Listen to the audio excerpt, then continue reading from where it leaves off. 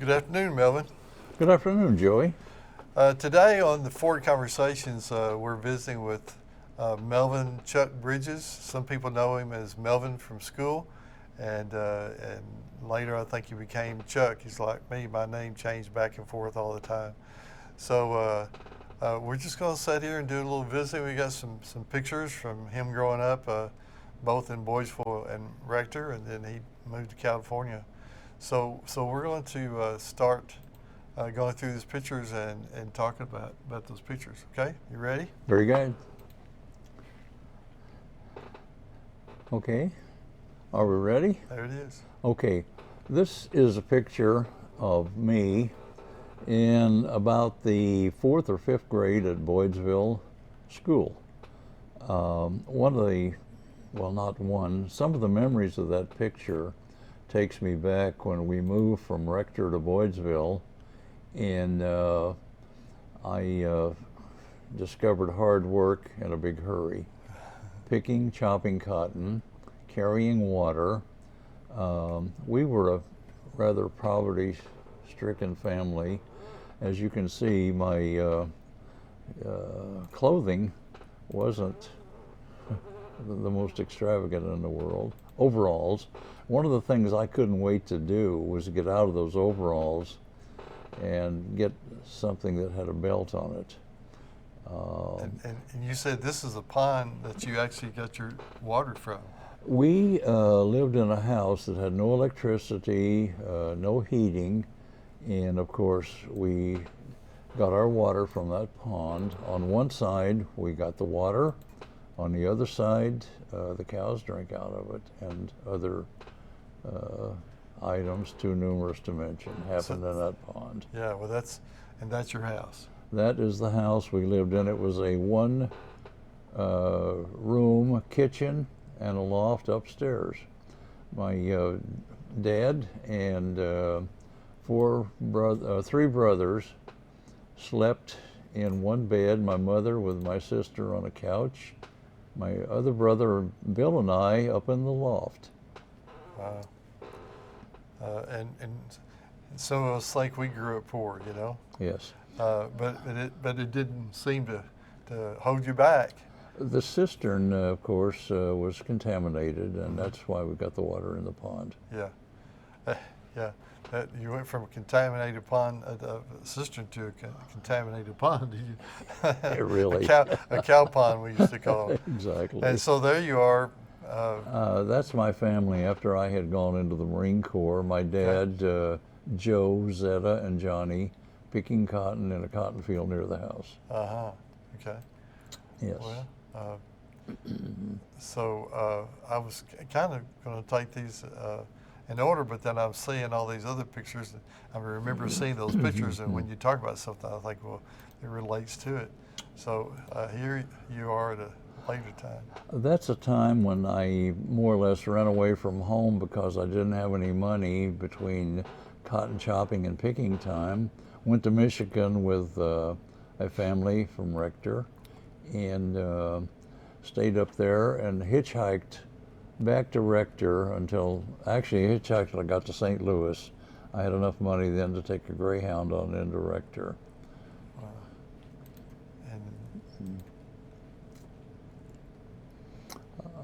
This picture here is when I was on the Rector basketball team in the 9th grade. I was not the best. I was pretty much all-around athlete, but not the best basketball player. My big deal was baseball, and I was, I guess, a little bit of a hot dog in baseball. Oh, yeah? Yeah. And so, but you were kind of like me in that even though we lived in this area, we didn't spend a lot of time in town. We were working. Picking. Yes, absolutely. So did you ever? One dime would get you into Ford's Theater on Saturday if you were 12 and under, and I think maybe Mr. Tom Ford might have felt sorry for me because I got in until I was about 13, maybe older, for a dime rather than 35 cents. And in those days, we worked for 50 cents an hour. Oh yeah, yeah. Yes. I heard my parents talk about that. Uh-huh. Yeah. That's my mom and dad. My dad was a World War I veteran, 22 years older than my mother. I was the oldest in the family that was raised. Dad never drove a car, boasted that he had never drank a glass of buttermilk, a cup of coffee, and could go all day long without a drink of water. Oh my goodness. And I've heard about this bridge. It's before my time, but I've heard about it.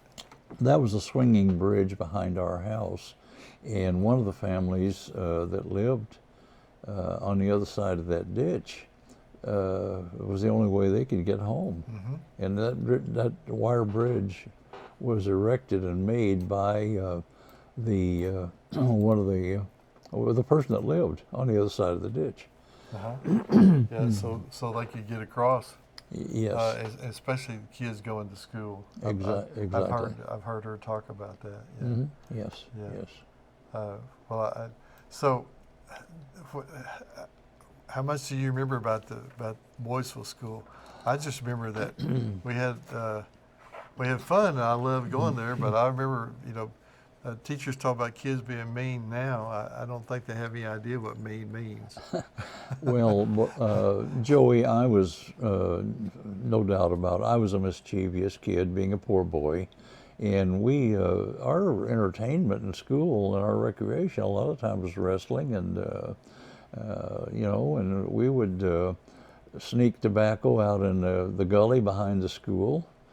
I played hooky, got caught at the pond up on the hill near the school. The principal of the school came out and caught 2 or 3 of us boys up there. The good part of that is that one of our teachers, can I mention her name? Sure. Colleen Graves Ford, Yeah. was, I'll never forget her. She kind of took me under her wing because my brother in the 2nd grade had got everything right on his spelling test, and I said, big deal, I can spell every word in that spelling book. She said, if you're serious, during the lunch period, I will give you the test. Well, I took her up on it, she did, and guess what? I spelled every word in that spelling book. From there, they thought, hey, this is just maybe a little bit more than a mean little boy.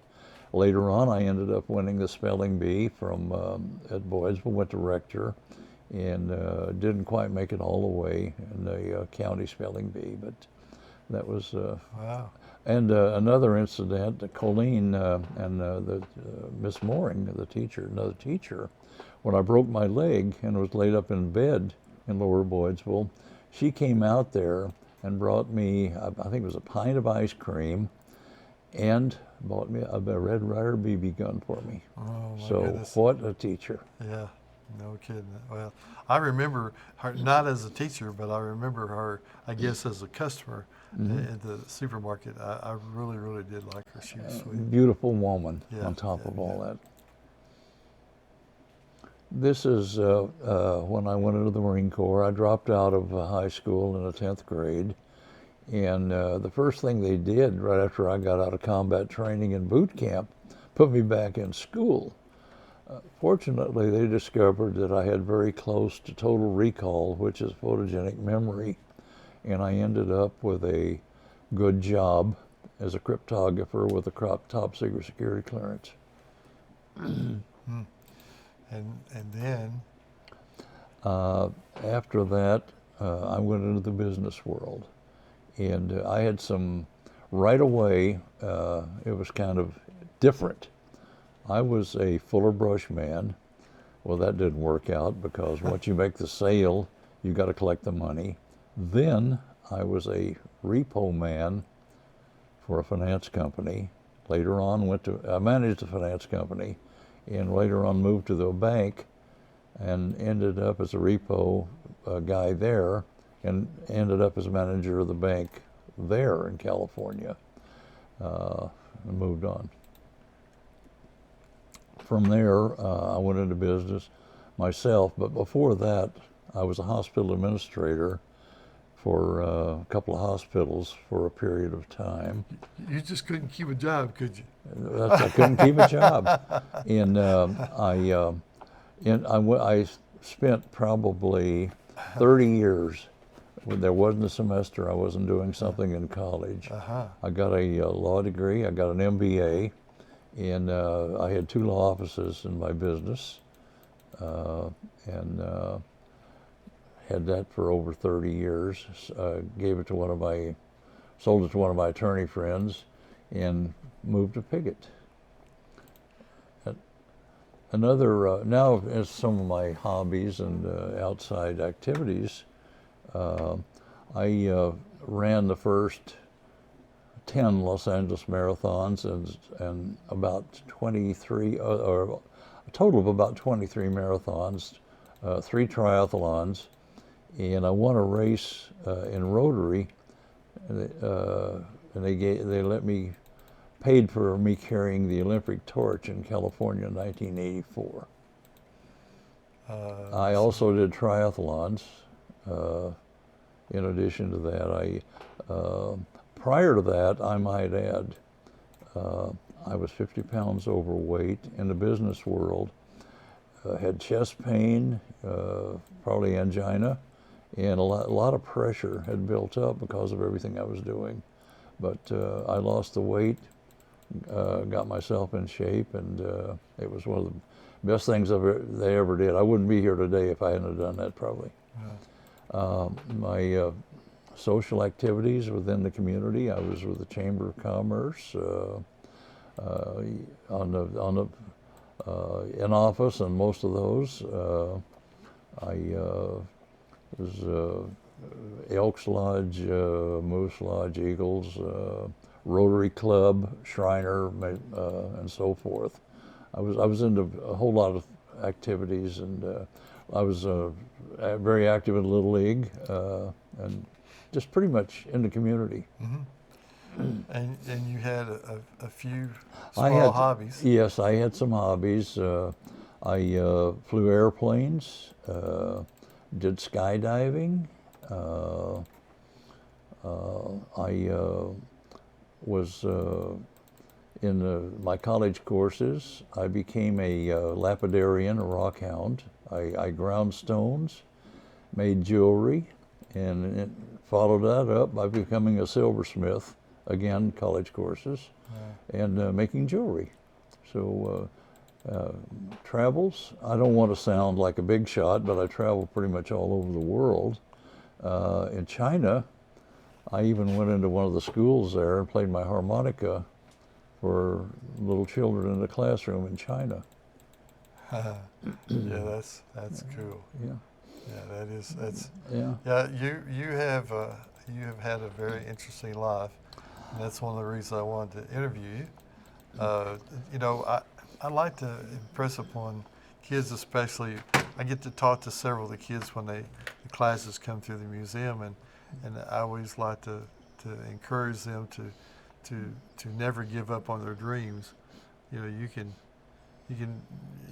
fulfill your dreams when you're 80. You know, I've seen videos of. I just saw a video just yesterday of a lady who skydived in her 80s, and so just never give up on your dream. Well, Joey,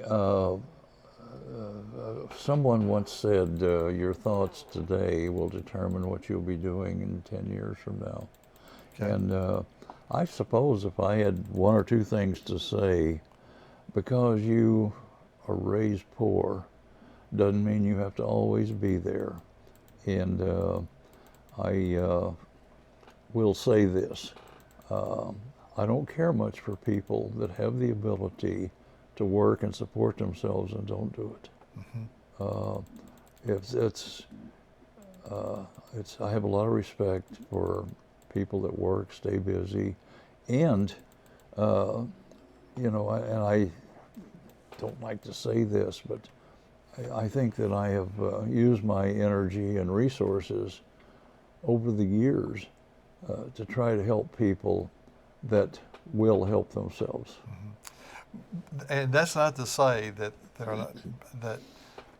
are not people who were I'll say dealt a bad hand. Exactly. You know, that, Exactly. you know, that have worked all their lives, but just fate just didn't work out for them to Right. Right. not, I won't say be successful, but to Yeah. I guess enrich themselves. You know, but you were talking about when you came back to Piggott. We kind of went through that pretty quick, but you retired and moved back here, and pretty quick there was this sweet girl who came into your life. You know, I didn't know Barbara Turnbo Jones. We more or less got together on Facebook, and I joke around and say she chased me down on Facebook, but that's just joking. Yeah. But I didn't know that she was Miss Rector in 1955. We have done some traveling and really have had a good life together for the 12 years I've been here. Oh, yeah. I would say if there was any downside at all, and it's not a downside, when you get two people that have been, she was a nurse, she is a nurse, in Wren, Clay County Nursing Department for close to 30 years. Well, I've always been in charge and in whatever I've done. Well, you get two people, you get two bosses in the same house sometimes. You have to decide who is the boss then. You're right. Yeah. She is. Yeah. Of course she is. Well, there's a couple of your old buddies.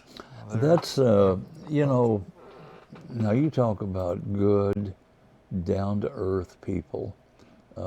Squirt and Liddell Melbourne, both veterans. Liddell was World War II, Squirt was in Korea. Both gone now. And they're both gone now.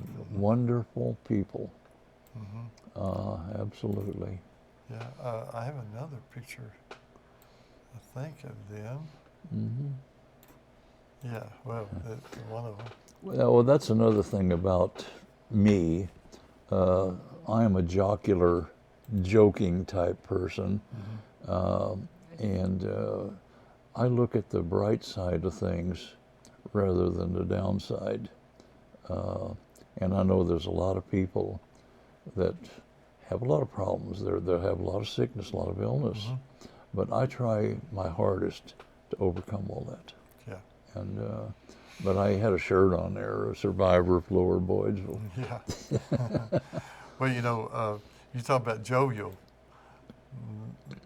If you look that up in the dictionary, his picture would be beside it. Well, thank you, Joey. Barbara will tell you that too. No, I'm talking about Billy Bart. Oh, you and Billy Bart together. oh my goodness. You know what? I'm going to tell you one thing about Billy Bart. You don't play him in marbles. In school, that was a great entertainment, was shooting marbles. We go down to the town park in Rector. Nobody could beat Billy Bart when it comes to shooting marbles. I think he had a dresser drawer full of them. I've heard that. I've heard he was really, and he'd take your marbles too. Oh, absolutely. He wasn't shy. Yeah. But you know, I also heard that he was really good at pool too. I didn't know that. You know, of course, behind us, you can see part of it up here, is the pool rack and balls and the cues from the old pool hall. I've got pictures of him in the pool hall. He hung out there a lot. Yeah. I was a pretty good pool player too, Joey. And one of the things that a lot of people probably don't know, it was Richard that had the pool hall there. Gordon? Richard Gordon had a pool hall, and us school kids would come in there. Of course, we're supposed to be 18 to play pool, but we'd come in there and hang around and to see what's going on. And Richard would let us play on the back table if we didn't turn the lights on, because that would be extra money to turn them. And I got pretty good back there shooting pool. Yeah. Well, okay. I actually just have one picture. We've kind of moved along pretty good here. This is a picture that that was before my time, but especially my mother talked about mosing out a lot. Well, Joey, before we moved to Boydsville, I was just a young kid. My mother would send me to the store, Claude Tidwell's grocery store in Rector. And Moses would lived out on the Mobley farm, and he would go into Rector and get groceries or whatever for them too. We would walk back, and people would pick us up, and I'd have a sack of groceries in my arm, and so would he. We'd stand on the running board of those old cars with our arms hooked around the doorpost, and they would take us as far as they were going. And Moses and I, we actually called him Cupid. That was the nickname some of the folks called Moses, Cupid. So Cupid and I would walk along, and I was just a little kid. He's one of the best old men I ever knew. Yeah, that's what everybody says. Yeah, Yes. And he loved kids. Absolutely. And Loved kids. my brother Bill and I would go out to his old log cabin when kids pilfered around back in those days and in the woods and did things like that. We'd go to his cabin, we was out working, get his banjo down off the wall and play it a little bit, and pilfer through his stuff in his house. Yeah. We did that. Yeah, that's cool. Yeah. So is there anything that, I mean, there's lots that we haven't covered because you've just done a little bit of everything, but as I said, Joe, I've traveled all over the world. I've been pretty much, you name it, I've probably been there. And I've been very fortunate, very thankful, and I'm not trying to act like a big shot when I say that. I think we've pretty much covered well, good deal. The bases pretty well. Well, this is the first interview I've done in a while. I've had some set up, but they never came to fruition. So I'm going to get back on it and start working on that some more and get more of these done. So, Melvin, it's good to have you, and I enjoy when we get together and go around to the nursing homes, assisted living. I sure enjoy doing that, and so that's having you join me in that, Joey, has been one of the best things that's happened because true, harmonica is easy to carry around and go travel with, but having you as a guitar, and you're a professional musician, you know that. You've been around a long time, and an old stump blowing harmonica player. All right, well, we'll get together again sometime. I look forward. All right. Look forward to it. Thanks for coming. Thank you, Joey. All right.